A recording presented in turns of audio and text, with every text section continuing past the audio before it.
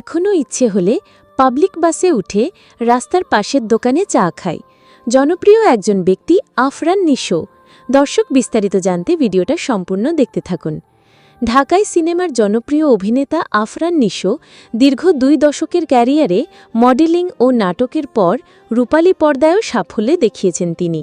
ইতোমধ্যে তার অভিনীত সুড়ঙ্গ এবং দাগি সিনেমা বেশ সাড়া পেয়েছে দর্শকের মাঝে, তাই এখন সিনেমায় বেশি মনোযোগ দিচ্ছেন অভিনেতা। তবে শুধু পর্দাতেই নয়, ভক্তদের কাছে তার সাধারণ জীবনযাপনও বেশ প্রশংসিত।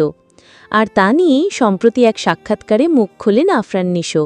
সেখানে তার সরল জীবনযাপনের কথা জানান অভিনেতা।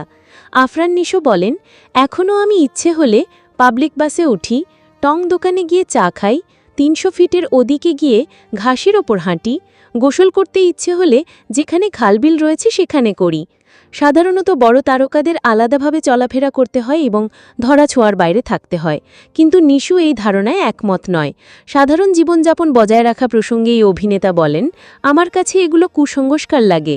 আমি সিম্পল থাকি, এটা আমার স্টাইল। নিজেকে এভাবে প্রেজেন্ট করতে পছন্দ করি। দিন শেষে আমাকে মরতে হবে, মাটির গভীরে থাকতে হবে। আমি চাইব আমার যত যোগ্যতা বাড়বে আমি তত গ্রাউন্ডে থাকব, আমার যারা ফ্যান তাদের কাছাকাছি পৌঁছাবো। আফরান নিশো আরও বলেন, হিরো বা পারফর্মার বলে আলাদা হাইপ নিতে হবে, সবসময় ধরাছোঁয়ার বাইরে থাকতে হবে এবং প্রোটোকল নিয়ে বের হতে হবে, এগুলো অমূলক মনে হয়। আমার কাছে এগুলো অপ্রয়োজনীয় এবং অপচয় লাগে।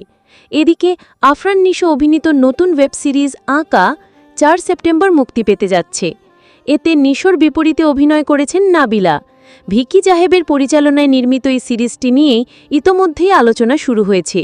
সম্প্রতি প্রকাশ পেয়েছে এর ট্রেলার, যা দর্শকদের মাঝে সিরিজটি দেখার আগ্রহ বাড়িয়ে দিয়েছে।